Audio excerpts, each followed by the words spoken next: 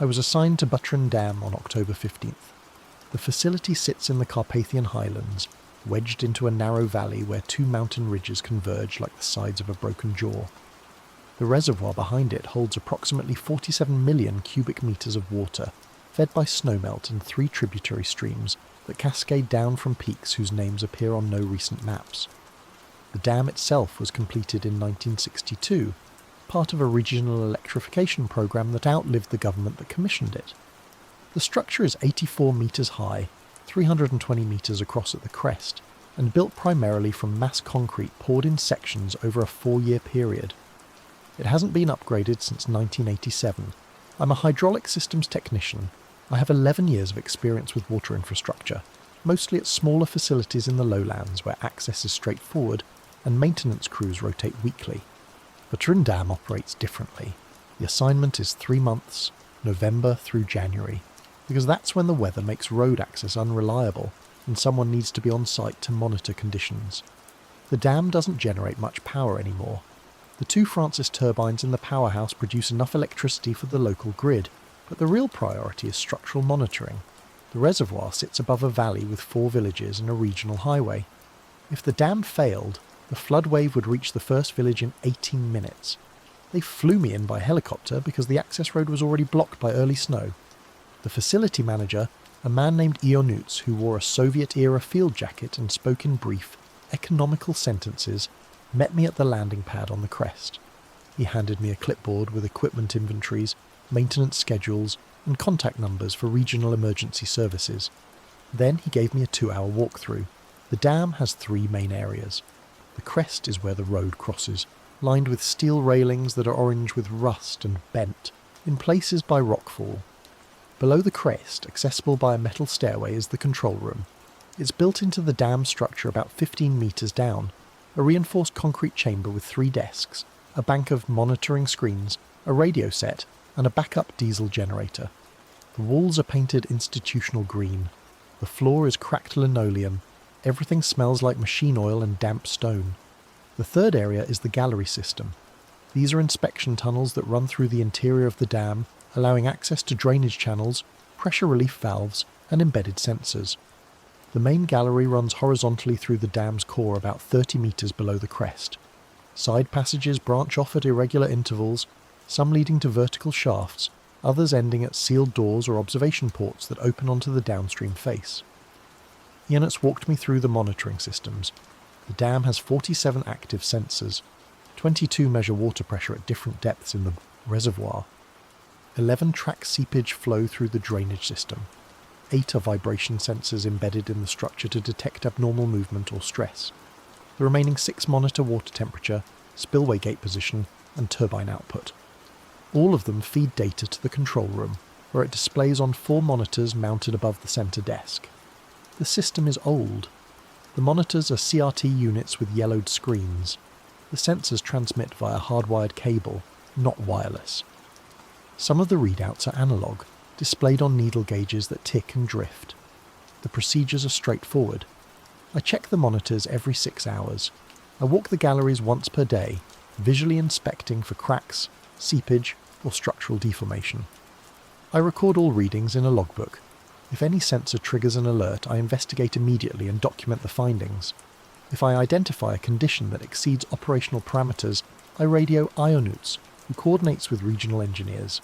In an emergency, there's a manual spillway release I can activate from the control room, but I was told that hasn't been done since 1994. Ionuts left on the same helicopter that brought me. I watched it lift off, tilt forward, and disappear over the western ridge. Then I was alone.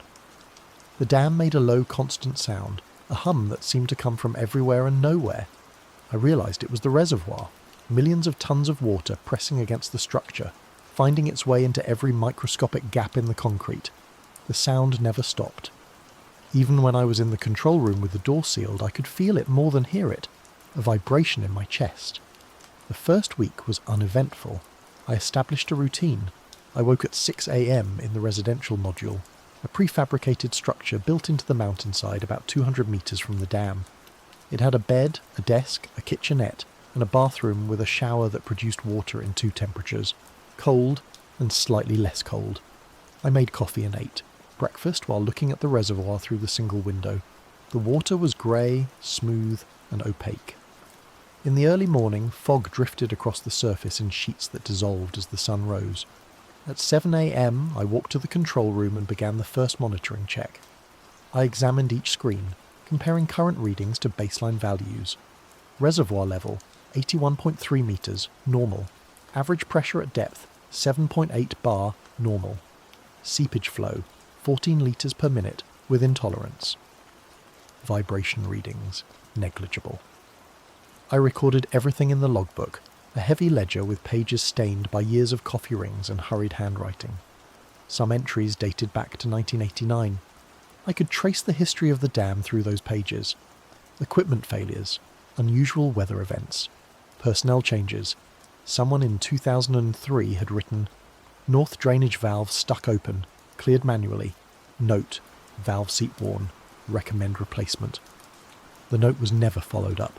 After the morning check, I walked the galleries. The main tunnel is 3 metres wide, 2.5 metres high, lit by cage bulbs spaced every 20 metres. The air inside is cold and damp. Water drips constantly from the ceiling, running down the walls and pooling in the drainage channel that runs along the floor. The sound of dripping echoes. My footsteps echoed. Everything echoed. I carried a flashlight, a radio and a clipboard. The walk took about 90 minutes if I checked every branch passage and observation port. Most days, I found nothing. Hairline cracks that had been there for decades, rust stains on steel supports, efflorescence on the concrete where mineral deposits had crystallised, all of it documented in previous logs, all of it stable. I returned to the control room at 1 p.m. for the second check, then again at 7 p.m, then at 1 a.m. The night checks were the hardest. The facility had no heating except for a small electric radiator in the control room, and the temperature dropped sharply after sunset. I wore thermal layers, a heavy coat, and insulated gloves with the fingertips cut off so I could write. The control room felt different at night. The CRT screens glowed blue-green in the darkness. The hum of the reservoir seemed louder. I started leaving the radio on, tuned to a frequency that picked up static and occasional bursts of distorted voices from distant transmissions. It made the silence less complete. The first anomaly occurred on October 22nd at 2:47 a.m. I was in the control room conducting the night check when one of the vibration sensors triggered an alert. The alarm was a mechanical buzzer mounted above the monitors. It made a harsh, grinding sound that jolted me awake. I'd been drifting, half asleep in the chair, and the buzzer hit me like a physical impact. I stood, moved to the monitors, and identified the source. Sensor VO6, located in the lower gallery, 52 metres below the crest.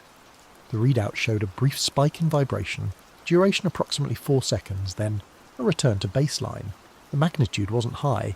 It registered as 0.3 on the relative scale, barely above the detection threshold. But it was unusual. Vibration sensors at Batran Dam rarely triggered. The structure is massive, stable, and the surrounding bedrock is solid granite. Seismic activity in the region is minimal. I consulted the procedure manual. Any sensor alert requires immediate investigation and documentation. I put on my coat, grabbed my flashlight and radio, and descended the stairs to the lower gallery. The air was colder than usual. My breath fogged in front of me. The tunnel was silent except for the dripping water and the distant hum of the reservoir. I walked to the location of sensor V06. It was embedded in the wall about chest height, a cylindrical housing with a weathered label and a cable running back toward the control room. I examined the surrounding concrete. No cracks, no deformation, no signs of stress. I placed my hand on the wall. It was cold, slightly damp and solid. No vibration. I waited for 5 minutes, listening, feeling, watching for any indication of movement. Nothing. I returned to the control room and reviewed the sensor logs on the computer.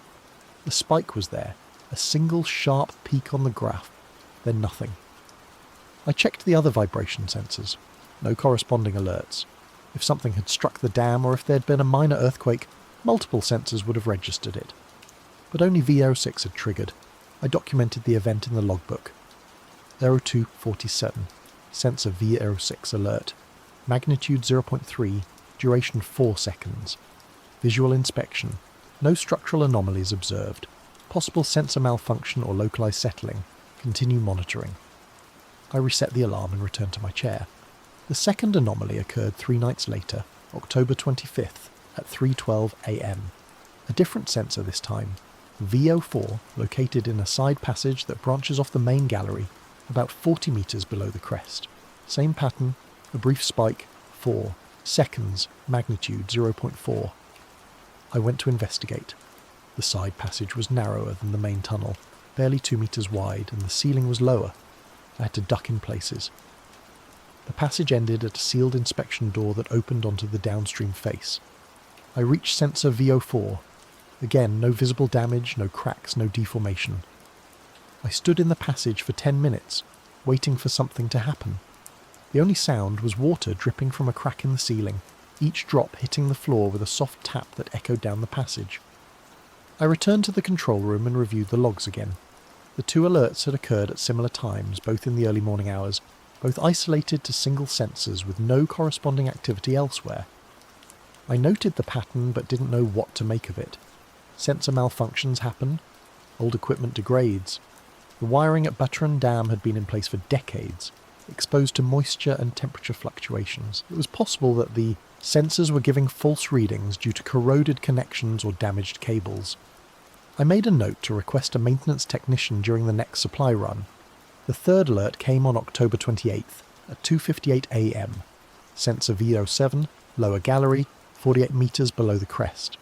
Magnitude 0.5, duration 6 seconds. I went to investigate following the same procedure. No anomalies. When I returned to the control room, I pulled up the historical logs on the computer. The system stored data going back to 2001, when the digital monitoring equipment was installed. I searched for previous vibration alerts. There were a few. One in 2003, attributed to a minor earthquake. Another in 2007, cause unknown. A third in 2015, noted as a sensor malfunction. None of them showed the pattern I was seeing. Multiple alerts over a short period, always at night, always isolated to single sensors. I expanded the search and found something that made me stop. In November 2008, there had been a series of vibration alerts, over a 2-week period. 11 alerts total, all occurring between 2 a.m. and 4 a.m., all isolated to single sensors. The logs included brief notes from the technician on duty at the time. Visual inspection, no anomalies. Possible seismic activity, unconfirmed. Sensors functioning normally during daytime checks. The alerts had stopped on November 19, 2008. No explanation, no follow-up. I leaned back in the chair and looked at the monitors. The reservoir level was stable. The pressure readings were normal. The seepage flow was within tolerance. Everything was normal except for the vibration sensors, and only at night. I thought about calling Ionutes, but decided against it. The alerts weren't indicating any structural danger. The magnitudes were low. There was no pattern that suggested progressive failure or instability. Reporting it now would only result in a recommendation to continue monitoring, which I was already doing. I decided to wait and see if the pattern continued. It continued. October 30th, 3:24 a.m, sensor V03. October 31st, 2:41 a.m, sensor V06 again. November 2nd, 3:07 a.m, sensor V09. The alerts were becoming more frequent. The magnitudes were increasing slightly, ranging from 0.4 to 0.6. The durations were also increasing from 4 seconds to 8 seconds, but the pattern remained consistent. Always at night, always isolated to single sensors, always followed by visual inspections that revealed nothing. I started staying in the control room through the night instead of returning to the residential module between checks. I set up a cot in the corner and kept the radiator running. I wanted to be present when the alerts occurred, to respond immediately, to see if I could identify any correlation with external conditions. I monitored the wind speed, the air temperature, the reservoir level, the seepage flow. I looked for anything that might explain why the sensors were triggering. I found nothing. The conditions were stable. The weather was calm. The reservoir level was slowly declining as autumn progressed, but that was expected. There was nothing unusual except for the alerts. On November 5th, I decided to walk the galleries during the night, specifically during the time window when the alerts had been occurring. I left the control room at 2:30 a.m. and descended into the main tunnel. The air was colder than usual, the dripping water seemed louder. I walked slowly, stopping every few meters to listen. The tunnel stretched ahead of me, lit by the caged bulbs that cast harsh shadows on the walls. I reached the first branching passage and paused. The passage led to sensor VR4, which had triggered twice. I entered the passage, moving carefully, my flashlight cutting through the darkness. The passage was silent. I reached the sensor and placed my hand on the wall beside it. The concrete was cold and damp. I waited. 5 minutes. 10 minutes. Nothing. I continued through the tunnel system, checking each location where sensors had triggered. Every time, the same result. No vibration, no sound, no indication of anything unusual. I returned to the control room at 4:15 a.m. The monitors showed no alerts during my absence. I sat down and looked at the logbook, flipping through the pages to the entries from 2008. The technician who'd been here during that period had written more detailed notes than most. I read through them carefully. November 3rd, 2008. Alert Visa 60314. Investigated. No visible cause. Checked surrounding sensors. All normal. November 7th, 2008. Alert VO3 0252. Walked full gallery system during alert period. No vibration detected manually. Sensors may require recalibration. November 12th, 2008. Alert V09 0331. Event coincided with strong wind on crest. Possible resonance effect. Wind speed 40 km/h from northwest. November 15th, 2008. Alert V040247. No wind, no external activity. Considered reporting, but readings do not indicate structural risk. November 19th, 2008. No alerts for 48 hours. Monitoring continues. There was a final entry on November 20th, 2008, written in different handwriting. Technician Vasile Munteanu extracted due to medical emergency. Replacement technician arriving November 24th. The next entry was dated November 25th, in new handwriting, with no mention of the vibration alerts. I wondered what had happened to Vasile Munteanu. Medical emergency could mean anything. I made a note to ask Ionuț about it during the next radio check. The radio checks occurred every Sunday at noon. I would call Ionuț on the designated frequency and provide a status update. The conversations were brief. He would ask about equipment status, weather conditions, and any operational issues. I would provide the information, and he would acknowledge. The checks lasted less than 5 minutes. On November 8th, during the scheduled check, I mentioned the vibration alerts. I kept my tone professional, factual. I've been recording intermittent vibration, sensor alerts over the past 2 weeks. Alerts occur at night, isolated to single sensors, magnitudes between 0.3 and 0.6. Visual inspections show no structural anomalies. I reviewed historical logs and found a similar pattern in November 2008. Can you provide information about that period? There was a pause. Static crackled on the line. Then Ionuț's voice came through, slightly distorted. November 2008. Technician was Vasile Munteanu. He reported similar alerts. Investigation found no structural issues. Sensors were tested after his departure. No malfunctions detected. Do you know what happened to Munteanu? The log says he was extracted for a medical emergency. Another pause.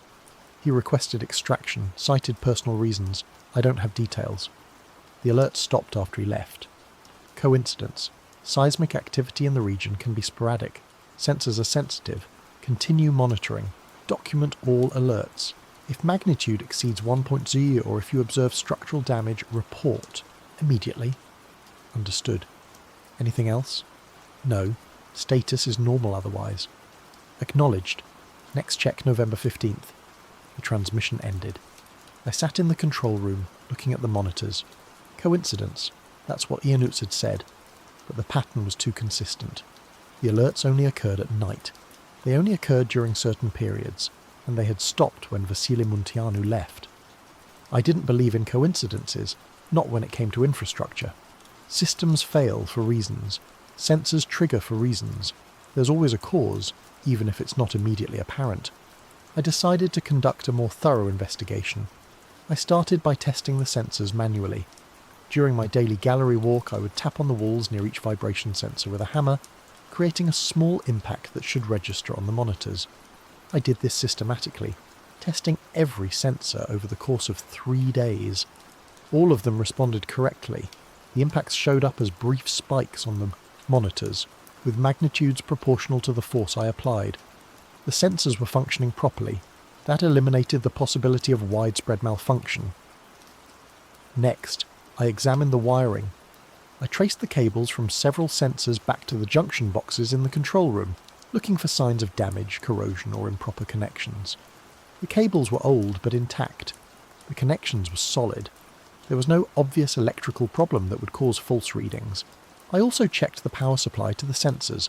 The voltage was stable. There were no fluctuations that might explain erratic behaviour.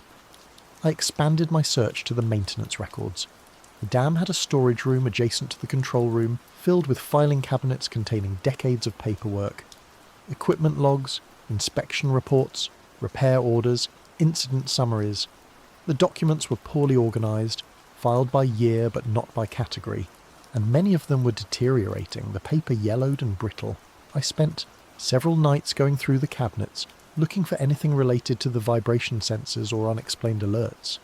I found scattered references, a report from 1995 mentioning intermittent sensor activity during autumn months, a memo from 2001 recommending upgraded monitoring equipment, a handwritten note from 2004, unsigned, that said, "Gallery inspections reveal no issues.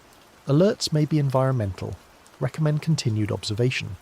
None of it was conclusive. None of it explained the pattern. On November 12th, the alerts changed. It was 3:02 a.m. I was in the control room monitoring the screens when 3 sensors triggered simultaneously: V04, V06, and V09. All 3 showed spikes at the same moment, magnitudes between 0.5 and 0.7, duration approximately 6 seconds. This was different. Multiple simultaneous alerts suggested a more widespread event, possibly seismic activity or a structural shift. I grabbed my equipment and descended into the galleries immediately. I checked all 3 sensor locations. V04 first in the side passage. No visible damage. Then V06 in the lower gallery. Again, nothing.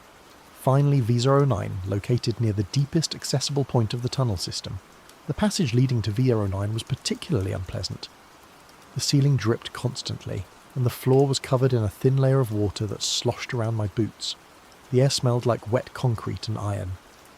I reached the sensor and conducted my inspection. No cracks, no deformation. But as I stood there, I felt something. Not a vibration exactly. More like a pressure change, a subtle shift in the air, as if something had moved through the tunnel behind me. I turned, sweeping my flashlight across the passage. It was empty. Water dripped from the ceiling. The walls were bare concrete, stained and damp. I waited, listening. The only sound was the hum of the reservoir, that constant low-frequency presence that permeated everything. I walked back through the tunnel system, checking each passage, each intersection, looking for anything that might explain what I'd felt. I found nothing. When I returned to the control room, the monitors showed no further alerts. I documented the event in the logbook, noting that this was the first time multiple sensors had triggered simultaneously. I added a comment. Possible seismic event, though no tremor detected manually. Recommend seismic monitoring equipment if available. The simultaneous alerts continued. November 14th, 2:48 a.m, 4 sensors. November 16th, 3:19 a.m, 5 sensors. November 18th, 2:35 a.m, 6 sensors. The pattern was escalating. More sensors, higher magnitudes, longer durations, but still only at night. Still no structural damage. I walked the galleries after every alert, documenting everything, and found nothing that would explain what was happening. The dam was stable, the concrete was solid, the seepage flow was normal. By every measurable parameter, the structure was functioning as designed. On November 19th, I called EA News outside of the scheduled radio check. It was 4:30 a.m. I'd just finished investigating an alert that had triggered 7 sensors simultaneously. The magnitude had reached 0.9, the highest yet. I needed to report it. Ionitz answered after several minutes, his voice thick with sleep. "This is Batran Dam. I need to report a significant increase in vibration sensor activity." Define significant. Over the past week, Alerts have become more frequent and more widespread. Tonight, 7 sensors triggered simultaneously. Magnitude 0.9, duration 10 seconds. I've conducted full inspections after every alert. There are no visible structural anomalies. No cracks, no deformation, no abnormal seepage. The dam appears stable, but the sensor data indicates something is happening. Silence on the line. Then, magnitude 0.9 is still within tolerance. Threshold for structural concern is 1.5. I understand, but the pattern is concerning. The alerts only occur at night, always between 2 a.m. and 4 a.m., and they're escalating. This matches the pattern from November 2008, which also involved the previous technician requesting extraction. Are you requesting extraction? No, I'm requesting guidance. Should I activate the spillway? Should I evacuate the downstream area? No, the reservoir is stable. Pressure readings are normal. There's no indication of failure. Continue monitoring, document all alerts. I'll arrange for a structural engineer to visit when the weather permits, but that won't be until late November at the earliest. What about Vasile Munteanu? What exactly happened in 2008? Another pause, longer this time. Munteanu reported similar alerts. He became convinced there was something wrong with the dam that the sensors couldn't detect. He requested extraction. After he left, engineers conducted a full structural assessment. They found nothing. The dam was sound. The alerts stopped. The incident was attributed to seasonal, environmental factors, possibly temperature fluctuations affecting the sensors. The alerts stopped when he left. Correlation is not causation. The alerts likely stopped because the environmental conditions changed. You're experiencing the same thing. It will pass. And if it doesn't, then we'll address it. But right now, all indicators show the dam is stable. Trust the data, not the sensors alone. Sensors can be wrong. Concrete doesn't lie. Do you understand? I understand. Good. Next scheduled check is November 22nd. Maintain your routine. Report any changes in reservoir level, pressure or seepage. The vibration alerts are concerning but not critical. Acknowledge. Acknowledged. The transmission ended. I sat in the control room looking at the monitors. Trust the data, not the sensors alone. But the sensors were part of the data. They were detecting something, even if I couldn't see it. I thought about Vasile Munteanu. He became convinced there was something wrong with the dam that the sensors couldn't detect. What had he seen? What had he felt? The logs didn't say. There was no detailed account of his experience, just the brief notes about alerts and inspections and the final entry about his extraction. I went to the storage room and searched through the filing cabinets again, this time looking specifically for documents from late 2008. I found Munteanu's final inspection report, dated November 18, 2008. It was typed, formal and brief. All monitoring systems operational, reservoir level stable, no structural anomalies observed, vibration sensor alerts attributed to unknown environmental factors, recommend continued observation. There was nothing unusual in the report, nothing that suggested why he'd requested extraction the next day, but clipped to the back of the report was a handwritten note on a torn piece of paper. The handwriting was hurried, barely legible. They're not malfunctions. Something moves through the galleries at night. I can feel it in the walls. It's not seismic. It's not environmental. I don't know what it is, but it's aware of me. I'm leaving. I read the note 3 times. The handwriting was shaky, as if written quickly or under stress. The message was clear. Munteanu hadn't left because of a medical emergency. He'd left because he was afraid. But afraid of what? Something moves through the galleries at night. What did that mean? I thought about the pressure change I'd felt in the tunnel near sensor V09, the sense that something had moved behind me. I dismissed it as imagination, as the effect of isolation and sleep deprivation, but what if it wasn't? I decided to conduct an experiment. On November 20th, at 2:30 a.m, I positioned myself in the main gallery with my equipment and waited. I brought a portable vibration detector, a handheld device used for diagnosing machinery problems. It could detect vibrations that were too subtle for human perception. I stood in the tunnel, holding the detector, watching its display. The background reading was near 0, just the faint ambient vibration from the reservoir. I waited. At 2:54 a.m, the reading spiked. The detector registered a vibration magnitude of 0.4, duration 5 seconds. I felt nothing. No tremor, no movement, nothing that would indicate a physical disturbance, but the detector had measured it. At the same moment, the alert buzzer sounded from the control room, echoing down the tunnel. Sensor VISO 6 had triggered. I walked quickly to the sensor location. The handheld detector continued to show elevated readings as I moved, the magnitude fluctuating between 0.3 and 0.5. When I reached VISO 6, I placed my hand on the wall beside the sensor.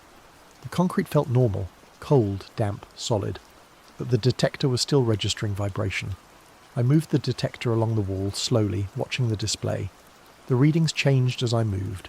They increased near the sensor, peaked, then decreased as I moved away. It was as if the vibration was localized to a specific point, radiating outward from the sensor itself. I checked the other sensors nearby. None of them had triggered, only VISO 6, but the handheld detector showed elevated readings throughout the entire section of tunnel. I returned to the control room and reviewed the sensor logs. The alert had lasted 8 seconds.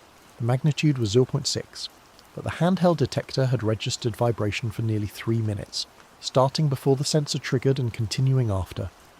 The fixed sensor had only captured a portion of the event. Why? The sensors were designed to detect sustained vibrations above a certain threshold.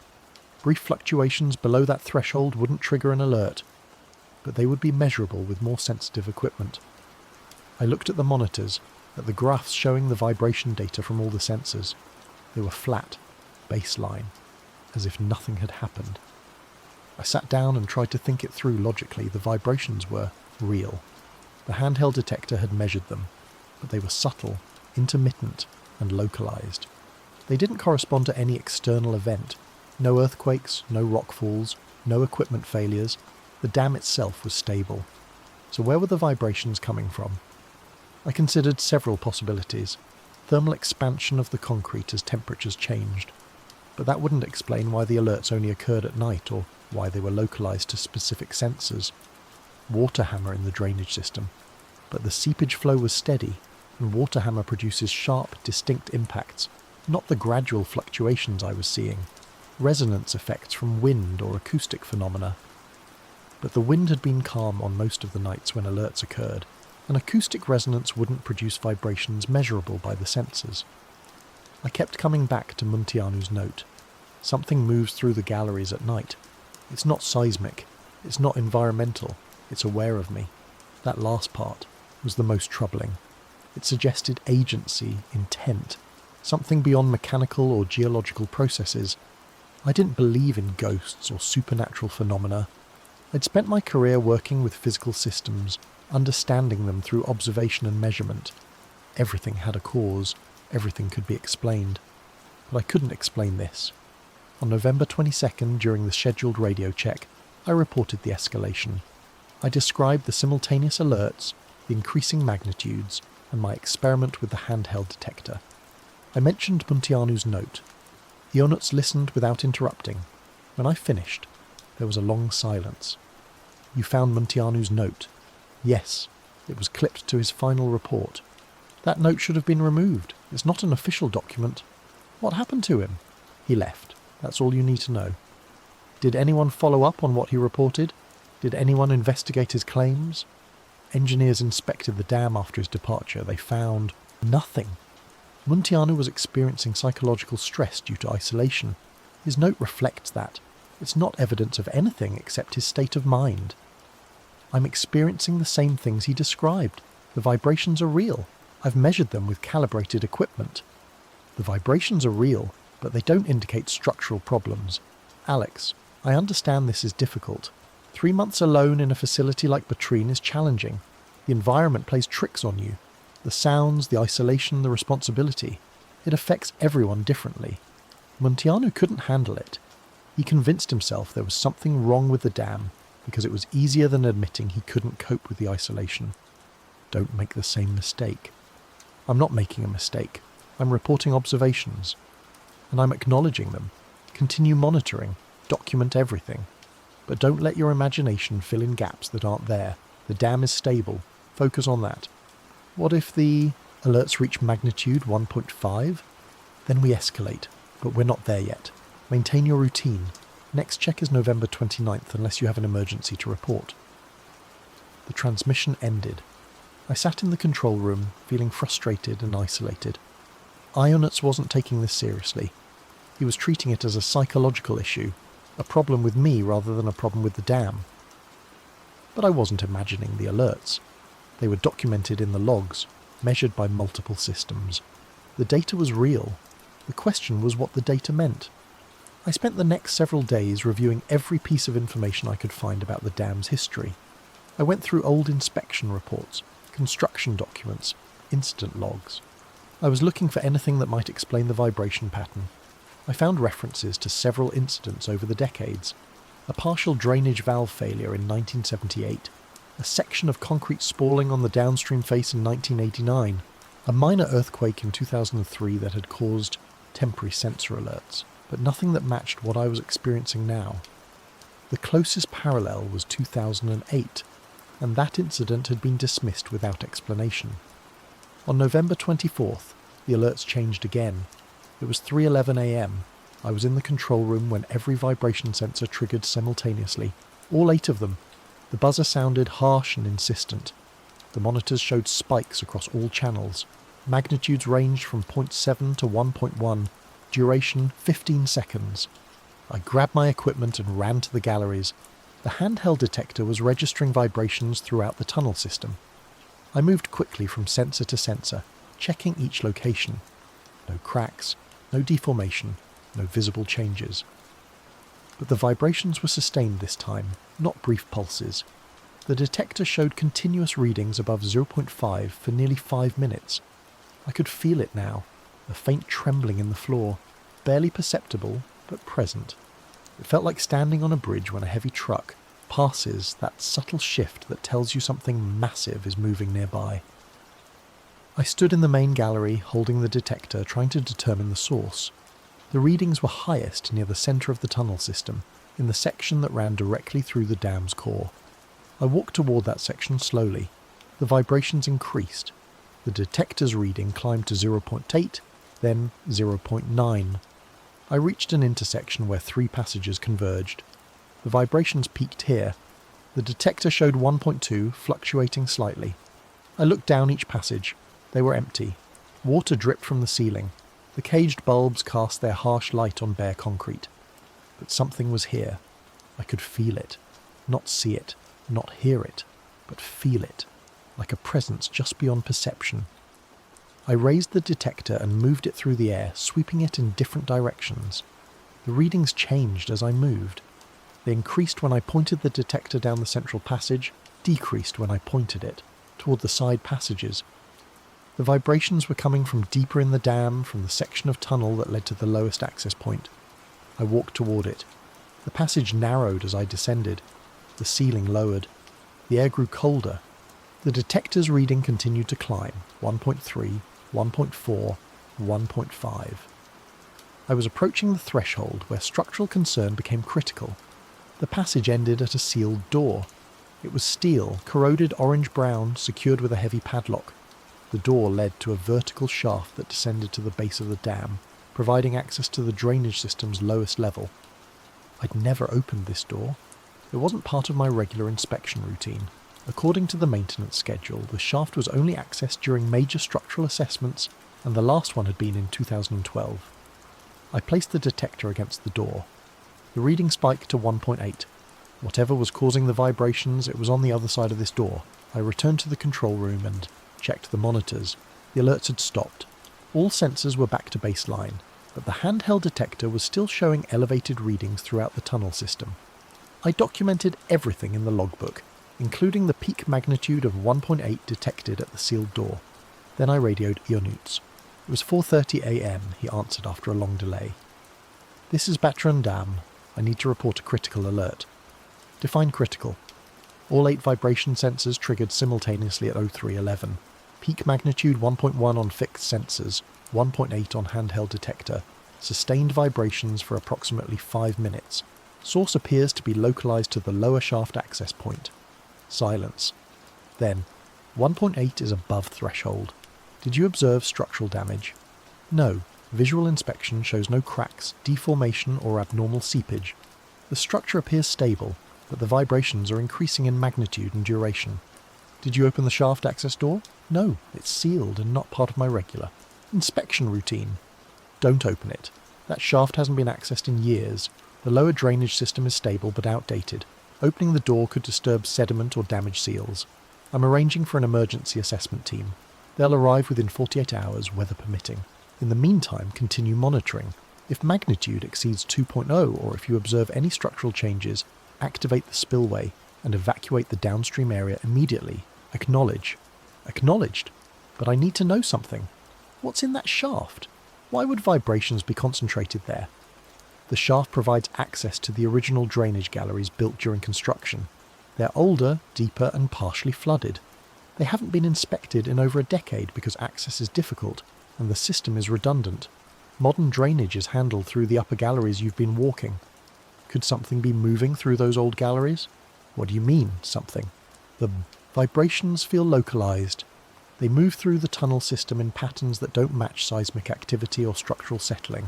It's as if something is travelling through the passages, triggering sensors as it goes. Another long silence. Alex, there's nothing alive in those galleries. They're flooded, sealed and inaccessible except through the shaft. What you're describing is impossible. Then how do you explain the pattern? I don't have an explanation yet. That's why the assessment team is coming. In the meantime, stay out of the lower sections. Focus on monitoring the upper galleries and the control room. Don't investigate further on your own. That's an order. Do you understand? I understand. Good. The team will arrive on November 26th morning. Hold position until then. The transmission ended. I sat in the control room looking at the monitors. Don't investigate further. But the vibrations were real and they were concentrated at that sealed door.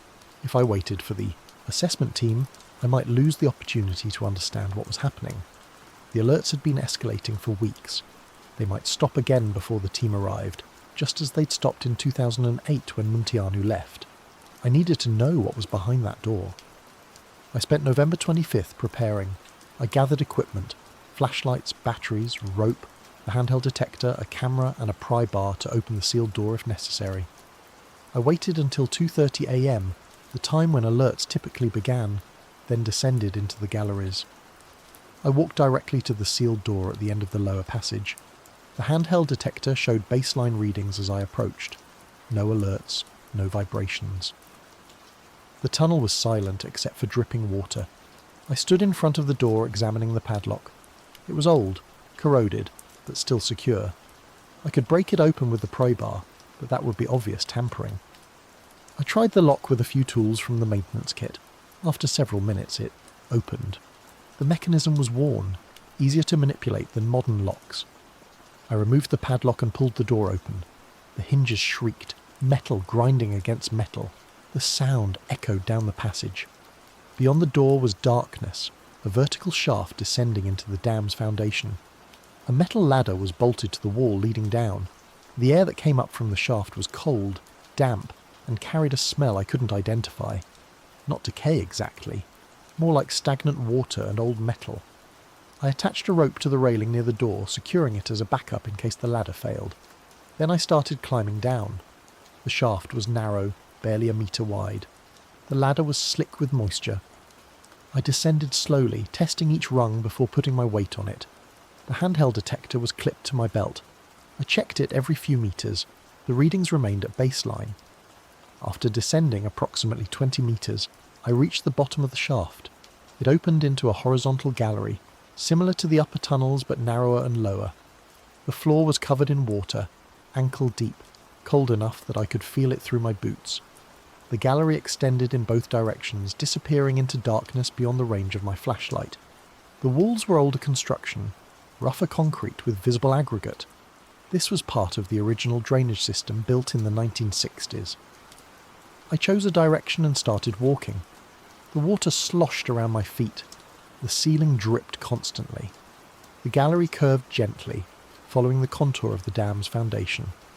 I walked for approximately 10 minutes, checking the detector periodically. The readings remained low. Then, as I rounded a curve, the detector spiked. Magnitude 0.6, climbing rapidly. I stopped. The vibrations were faint but measurable. I swept the flashlight ahead. The gallery continued straight for about 30 metres, then appeared to intersect with another passage. The detector's reading increased as I approached the intersection, 0.8, 1.0, 1.2. I reached the intersection and stopped. The vibrations were strongest here. The detector showed 1.5 fluctuating between 1.4 and 1.6. I looked down each passage. To the left, the gallery continued, disappearing into darkness. To the right, the same. Straight ahead, the passage ended at another sealed door similar to the one I'd opened above. The detector's reading peaked when I pointed it at that door, 1.7. I approached slowly. The water was deeper here, mid-calf, and the current was noticeable. Water was flowing toward the door, seeping underneath it. That was unusual. The drainage system should direct water away from sealed areas, not toward them. I examined the door. It was steel, corroded worse than the upper door, and secured with 2 padlocks instead of 1. Both locks were rusted solid. I wouldn't be able to open them without heavy tools. I placed my hand on the door. It was cold, vibrating faintly under my palm. The detector showed 1.8 when I held it against the metal. Something was on the other side, something that was causing the vibrations. I pressed my ear to the door and listened. At first I heard only the flow of water and the distant hum of the reservoir. Then I heard something else. A low rhythmic sound, like machinery but irregular. It would pulse for several seconds, stop, then pulse again. It didn't sound like any equipment I was familiar with. The rhythm was too inconsistent, almost organic. I stepped back from the door and reviewed my options. I couldn't open it without proper tools, and even if I could, Ionuts had ordered me not to investigate further. But the vibrations were coming from whatever was behind that door. If I wanted to understand what was happening, I needed to get inside. I decided to return to the control room, retrieve cutting equipment and come back. I marked the location on my mental map and started walking back toward the shaft. As I walked, the detector's readings remained elevated, fluctuating between 0.8 and 1.2. The vibrations were sustained now, not pulsing. They seemed to follow me, moving through the gallery as I moved. I walked faster. The water sloshed around my legs. The gallery curved and I lost sight of the intersection behind me. The vibrations continued. The detector showed 1.3. I was halfway back to the shaft when I heard something behind me. Not the rhythmic pulsing from the sealed door. Something else. A sound like water moving, but heavier, more forceful. I stopped and turned, shining my flashlight back down the gallery. The beam cut through the darkness, illuminating wet concrete and dripping water. The gallery was empty. But the sound continued. It was getting closer, moving toward me through the water. I started running. The detector bounced on my belt, the readings spiking erratically as I moved. The shaft entrance was ahead, the ladder visible in my flashlight beam. I reached it and started climbing. The metal rungs were slick, and my hands were shaking. I climbed as quickly as I could, not looking down. The sound from below grew louder, echoing up the shaft. It sounded like something large moving through water, displacing it, pushing it aside. I reached the top of the shaft and pulled myself out onto the passage floor. I turned and shone my flashlight down into the shaft. The water at the bottom was disturbed, rippling, as if something had just passed through it. But I couldn't see anything, just water and darkness. I slammed the door shut and secured the padlock. My hands were shaking badly. The detector was still showing elevated readings, 1.1. I stood in the passage, breathing hard, trying to process what I'd experienced. Something had been down there. Something that moved through the water, something large enough to displace it, something that had followed me. But I hadn't seen it. I'd only heard it, felt it through the vibrations. I walked back to the control room quickly, checking over my shoulder every few meters. The galleries were empty. The sensors showed no alerts, but the detector continued to register vibrations throughout the entire system. When I reached the control room, I checked the monitors. The timestamp showed 4:52 a.m. I'd been in the lower galleries for over 2 hours. The fixed sensors hadn't triggered a single alert during that time, even though the handheld detector had measured sustained vibrations exceeding threshold levels. That meant the fixed sensors weren't detecting what was actually happening in the lower system. They were only measuring disturbances in the upper galleries. Whatever was in the lower galleries, it was operating below their detection range, or in a frequency they weren't calibrated to measure. I documented everything in the logbook, including my unauthorised entry into the sealed shaft and what I'd found in the lower gallery. Then I sat in the control room and waited for dawn. I didn't sleep. I kept the detector active, monitoring for vibrations. The readings remained elevated until approximately 5:30 a.m, then dropped to baseline. The alert stopped. The tunnel system fell silent. By 6 a.m, when I conducted my regular morning check, everything appeared normal. Reservoir level stable, pressure normal, seepage within tolerance. The monitors showed no record of the night's activity except for the notes I'd added to the log. The assessment team arrived on November 26th at 11:30 AE. 3 people came on the helicopter, 2 structural engineers and a senior technician from the regional authority. Ionutz was with them.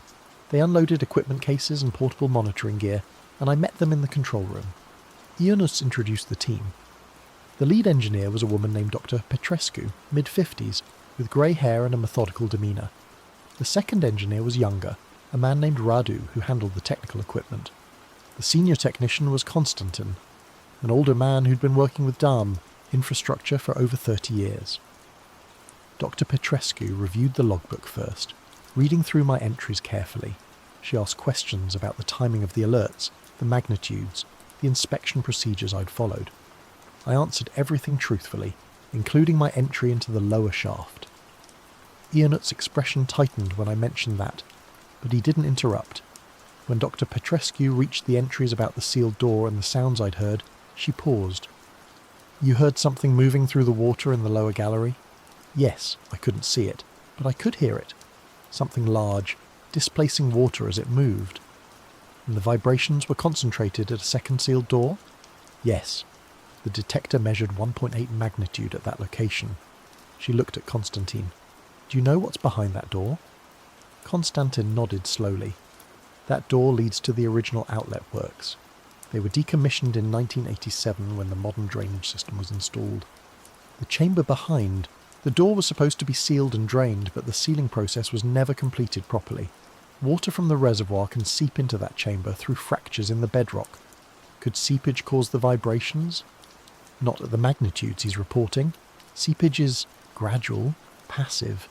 It wouldn't create sustained vibrations or patterns that move through the tunnel system." Dr. Petrescu closed the logbook and looked at me. "We're going to conduct a full structural inspection, including the lower galleries. We'll open the sealed door and examine the outlet works chamber. If there's a structural issue, we'll identify it. If it's environmental or seismic, we'll document that. But we need to determine what's causing these readings before we can make any recommendations." The inspection began that afternoon. Radu set up portable monitoring equipment throughout the upper galleries, augmenting the fixed sensors with high-sensitivity detectors that could measure a wider range of frequencies. Dr. Petrescu and Konstantin conducted visual inspections, examining every section of the tunnel system for cracks, deformation, or signs of stress. I accompanied them, providing details about where the alerts had been most frequent. Ionutz remained in the control room, monitoring the equipment and maintaining radio contact. By evening, the team had completed the upper gallery inspection. No structural issues were found. Dr. Petrescu reviewed the data from the portable monitors. They'd recorded several low-magnitude vibrations during the afternoon, but nothing above 0.4. The vibrations appeared to be ambient, consistent with normal operational conditions. She decided we would descend into the lower shaft the following morning to examine the outlet works chamber. Until then, we would monitor through the night to see if the alerts resumed their pattern. That night, I stayed in the control room with Radu while Dr. Petrescu and Konstantin rested in the residential module. Ionutz had returned to the regional office on the helicopter, leaving instructions to call him if anything significant developed. Radu and I sat in silence, watching the monitors. At 2:43 a.m, the alerts began. All 8 fixed sensors triggered simultaneously. Magnitudes ranged from 0.9 to 1.3. Radu immediately activated the portable monitors. They showed a more detailed picture.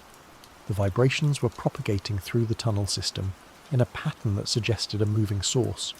The highest reading started in the lower section, near the sealed shaft, then moved upward through the galleries over a period of approximately 8 minutes. I grabbed the handheld detector and descended into the tunnels with Radu following. We moved quickly to the lower passage. The readings on both detectors climbed as we approached the sealed door to the shaft. When we reached it, the handheld detector showed 1.6. Radu's portable monitor confirmed it. Sustained vibrations, frequency range between 15 and 45 Hz, magnitude fluctuating between 1.4 and 1.7. He recorded everything while I opened the padlock and pulled the door open. We descended the shaft together. The lower gallery was exactly as I'd left it the previous night. Water on the floor, dripping ceiling, rough concrete walls. The detectors showed elevated readings throughout. We walked to the intersection where the second sealed door was located. The readings peaked there. 1.9 on the handheld detector, 2.1 on Radu's equipment. Radu placed sensors on the door and the surrounding walls, documenting the vibration pattern. The door itself was vibrating noticeably now. I could see it moving slightly, the metal flexing against its corroded hinges. The sound I'd heard the previous night was present again, that rhythmic pulsing coming from behind the door. Radu looked at me. "We need to open this." Dr. Petrescu said we'd do it in the morning. "The vibrations are active now. If we wait until morning, they might stop like they did before. We need to document what's causing this while it's happening." He was right. I retrieved the pry bar from my equipment and worked on the padlocks. They were rusted solid, but the door's hinges were weakened by corrosion. I pried at the edge of the door, and after several minutes of effort it bent enough to create a gap. Radu shone his flashlight through the gap. The beam illuminated a chamber beyond, larger than the gallery we were in. Water covered the floor, deeper than in the passage, perhaps waist deep. The vibrations were coming from inside the chamber. Radu wedged the pry bar into the gap and pulled. The door's lower hinge snapped, and the door sagged open. We entered the chamber. It was approximately 15 metres wide, 8 metres deep, with a high ceiling that disappeared into darkness above our flashlight's range. The water was cold, flowing slowly toward a dark opening on the far side of the chamber. That opening was the original outlet, a tunnel that would have carried water from the reservoir to the downstream area before the modern drainage system was built. The tunnel was supposed to be sealed, but I could see water flowing into it, disappearing into darkness. The vibrations were strongest near that opening. Radu's detector showed 2.3, the highest reading we'd recorded. We waded through the water toward the outlet. The current grew stronger as we approached. I could feel it pulling at my legs. Radu placed sensors near the opening and recorded data. The vibrations were rhythmic, pulsing with the flow of water. But there was something else, a lower frequency, almost subsonic, that I could feel more than hear. It resonated in my chest like standing near large machinery. Radu noticed it too. That's not water flow. Water doesn't produce vibrations at that frequency. What does? I don't know. It's below 10 Hz. That's seismic range, but it's too localized and too regular. He moved closer to the outlet, shining his flashlight into the tunnel. The beam extended about 20 meters before disappearing into darkness. The tunnel appeared intact, the concrete walls visible, but the floor was submerged under flowing water. Something moved in that water. Not debris, not sediment. Something that displaced the water in a way that suggested mass and intent. Radu's flashlight beam caught it briefly. A disturbance in the water, a ripple pattern that didn't match the current, moving away from us, deeper into the outlet tunnel. Radu stepped back quickly. "Did you see that?" "Yes, something's in the water. That's impossible. This tunnel has been sealed for decades. Nothing could survive in here." But we'd both seen it. The water continued to flow into the outlet, and the vibrations continued to pulse. Radu's detector showed readings fluctuating between 2.1 and 2.5. We stood in the chamber, watching the outlet, waiting for the disturbance to reappear. It didn't. The water flowed steadily. The vibrations pulsed. Minutes passed. Then, gradually, the vibrations decreased. The detector readings dropped, 2.0, 1.8, 1.5. The pulsing slowed, became irregular, then stopped. By 4:30 a.m. the readings were back to baseline. The chamber fell silent except for the flow of water. We returned to the control room. Dr. Petrescu and Constantine were awake, having been alerted by the sensor activity. Radu presented the data he'd collected. The vibration patterns, the frequency analysis, the visual observation of something moving in the outlet tunnel. Dr. Petrescu reviewed everything carefully. Her expression was unreadable. "You're certain you saw something in the water?" Radu nodded. Both of us saw it. A disturbance in the flow pattern that didn't match natural current. It moved against the flow, away from us. Could it have been debris, a piece of equipment or structural material that broke loose? The pattern was too deliberate. Debris doesn't move that way. Constantine spoke up. I worked on the decommissioning of the outlet. Works in 1987. We were supposed to seal the tunnel completely, but there were issues. Fractures in the bedrock allowed water to continue seeping into the chamber. We sealed what we could, but the outlet tunnel itself was left partially open because the flow was considered manageable. It drains eventually through the natural fissure system in the rock. Could something have entered the tunnel through those fissures? Not anything large. The fissures are narrow, maybe a few centimetres wide at most. Dr. Petrescu looked at the monitors, at the graphs showing the night's vibration data. We need more information. Tomorrow we'll enter the outlet tunnel with proper equipment. We'll map its extent, identify the source of the vibrations, and determine what's causing the flow pattern anomalies. Until then, we seal the chamber and monitor from here. We returned to the lower gallery and secured the damaged door as best we could. The metal was bent, but we wedged it closed and marked it with warning tape. Then we returned to the control room and waited for dawn. I didn't sleep. I sat at the desk reviewing the detector data, trying to make sense of what we'd seen. The vibrations had peaked at 2.5, well above the threshold for structural concern. But the dam was stable. No cracks, no deformation, no abnormal seepage in the upper system. The vibrations were isolated to the decommissioned outlet works, a section of the dam that shouldn't have any bearing on structural integrity. So why were they happening? And what had we seen moving in the water? The next morning, November 27th, the team prepared for the outlet tunnel investigation. We gathered equipment, waterproof flashlights, rope, portable monitors, cameras, and dry suits for wading through the deep water. Dr. Petrescu reviewed safety protocols. The tunnel was unmapped. We didn't know its condition or how far it extended. We would proceed carefully, document everything, and retreat if conditions became unsafe. At 10 a.m., we descended into the lower gallery. The chamber was quiet when we arrived. The water flowed steadily into the outlet and the vibration readings were at baseline. We waded to the outlet entrance. Radu set up lights, illuminating the tunnel beyond. It extended straight for approximately 30 metres, then curved to the left. The walls were concrete, weathered but intact. The ceiling was arched, about 2.5 metres high. The water was waist deep, flowing at a moderate pace. We entered the tunnel in single file. Dr. Petrescu first, then Radu, then me, with Constantine remaining in the chamber to maintain radio contact. The tunnel was cold and dark despite our lights. The sound of water echoed off the walls. We moved slowly, checking the structure as we progressed. The concrete showed signs of age, cracks, spalling, mineral deposits, but nothing that indicated imminent failure. We reached the curve and followed it. The tunnel continued for another 20 metres, then intersected with a natural fissure in the bedrock. The fissure was approximately 1.5 metres wide, irregular, and the water was flowing into it, disappearing into darkness. Dr. Petrescu examined the fissure carefully. This is where the outlet drains. The water flows through the natural fissure system and eventually reaches the downstream area. It's not a designed feature, but it's functional. Radu set up a portable monitor near the fissure. The readings were elevated, 0.8 magnitude, frequency around 20 Hz. The vibrations are coming from inside the fissure.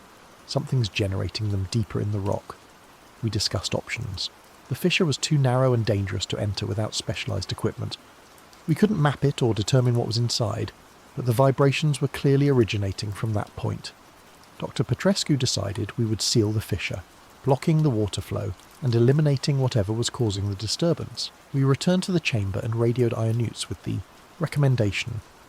Ionuts approved the plan. A sealing crew would arrive within 3 days with materials to plug the fissure and properly decommission the outlet tunnel. In the meantime, we were instructed to continue monitoring and avoid further entry into the tunnel. The assessment team would remain on site until the sealing was complete. That night, November 27th, the vibration alerts resumed. All sensors triggered at 2:37 a.m. The magnitudes were higher than any previous event, 1.8 to 2.4 on the fixed sensors, 2.9 on the portable monitors. The control room's buzzer sounded continuously. and the monitors showed sustained vibrations for over 20 minutes. The entire tunnel system was affected. Dr. Petrescu, Radu, Constantine and I descended into the galleries to investigate. The vibrations were overwhelming.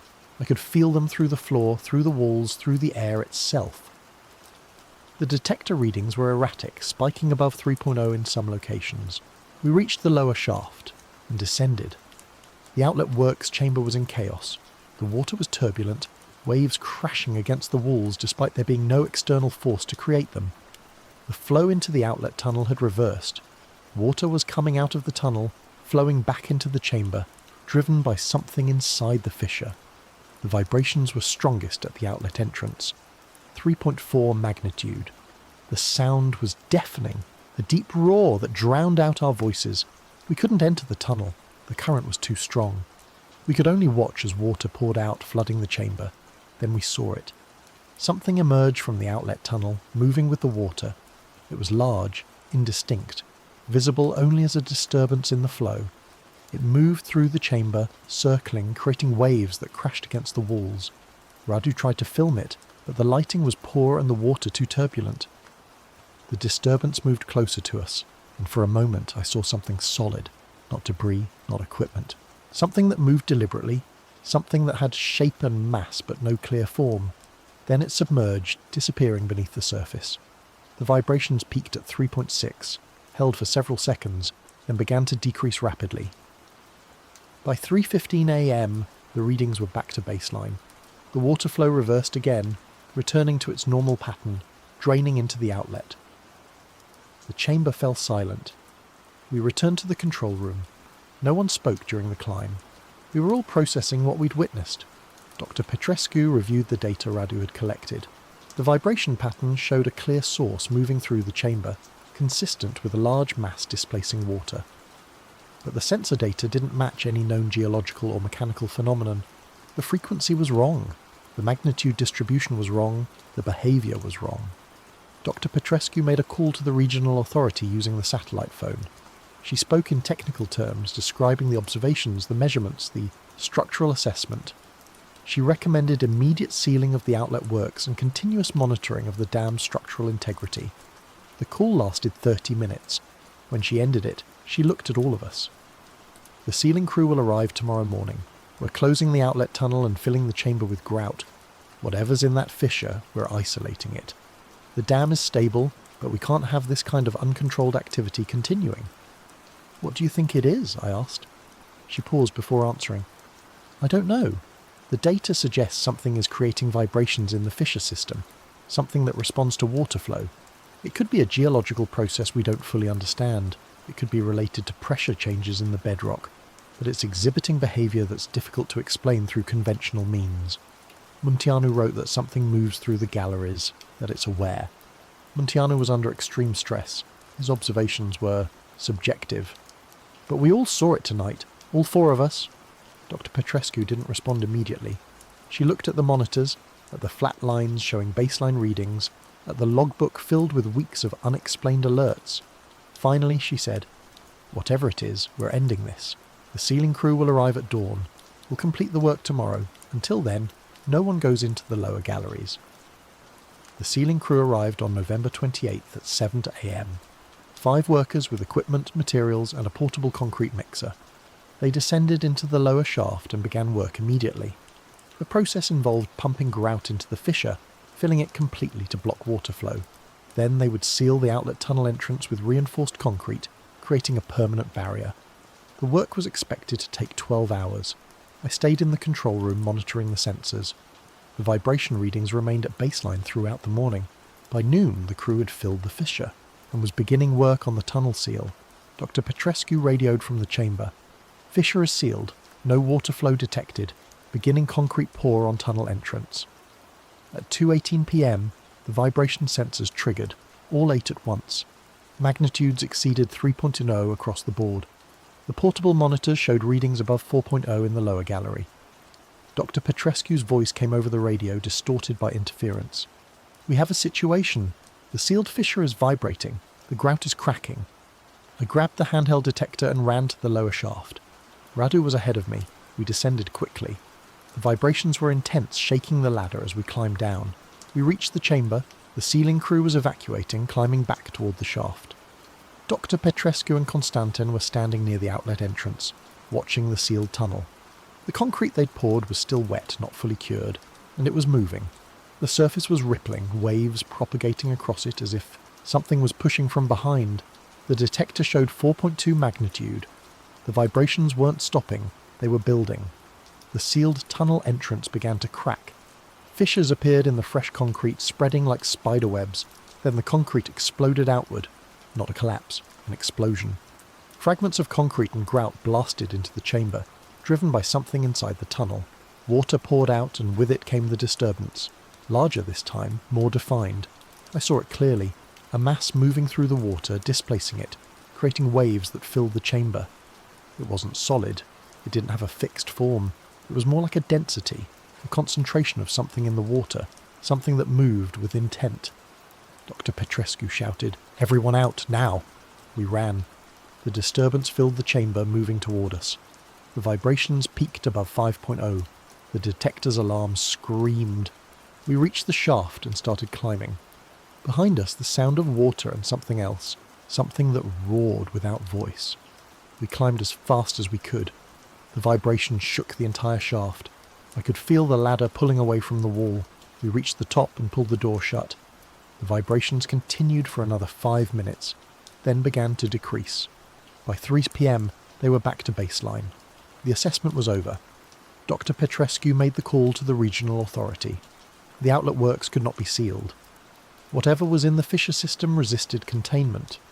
The dam itself remained stable, but the lower gallery system was too dangerous to access. The recommendation was to abandon the decommissioned section, seal the upper shaft entrance permanently, and continue monitoring the upper galleries. The vibrations would likely continue, but as long as they remained isolated to the lower system, they posed no immediate threat to structural integrity.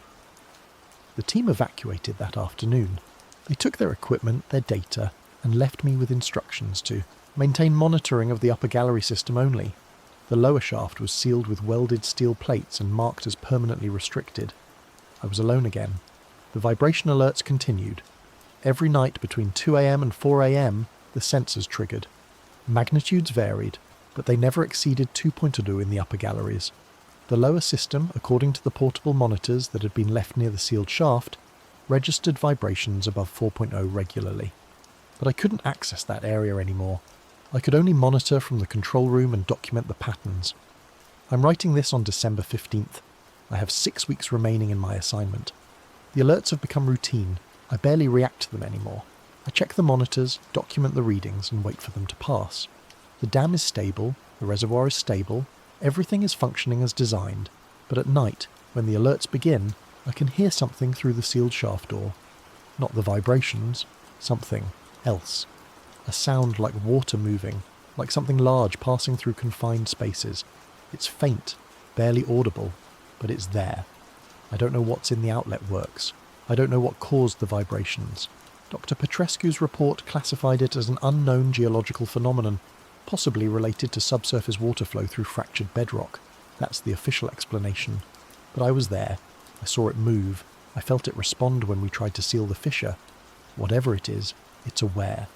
It knows we're here. It knows when we enter its territory, and it doesn't want to be contained. Iannuts calls every Sunday. He asks about the upper gallery system, about the reservoir, about my health. I tell him everything is normal. He doesn't ask about the lower system anymore. That chapter is closed. The dam operates, the water flows, and the villages downstream are safe. That's all that matters. But I know something's down there, in the sealed tunnel in the fissure system in the dark. Water that flows through the mountain. Something that predates the dam that was here when construction began in 1958. That will be here long after the dam fails. The engineers built their structure around it, not knowing it was there, and now it's trapped. Contained but not eliminated, generating vibrations that will continue for as long as the reservoir stands. Sometimes I wonder if it's trying to communicate. The patterns in the vibrations are complex, rhythmic, almost structured. Radu thought they might be resonance effects, natural frequencies amplified by water and rock. But resonance doesn't reverse water flow. Resonance doesn't shatter fresh concrete. Resonance doesn't move through a chamber like something alive. I have 6 weeks left. Then someone else will take this position. They'll read the logs, including this entry. They'll conduct their checks, walk their galleries, and monitor their sensors. And at night, between 2 a.m. and 4 a.m., the alerts will trigger. They'll descend into the tunnels just as I did, and they'll stand outside the sealed shaft door, listening to what moves below. And maybe they'll understand what I couldn't. Or maybe they'll just document it, file their reports, and wait for their assignment to end. The dam will stand, the water will be controlled, the villages will be safe. But something in the mountain doesn't care about our engineering, our monitoring systems, or our attempts to contain it. It exists in the spaces we can't reach, in the water we can't stop, generating vibrations we can measure but never explain. I'm finishing my coffee now. It's 5:47 a.m. Dawn is breaking over the reservoir. The sensors are quiet. Everything reads normal. In 18 hours, the alerts will begin again. And I'll be here, watching the monitors, recording the data, listening to what moves in the dark below. This is my account. This is what I found at Batran Dam. Make of it what you will.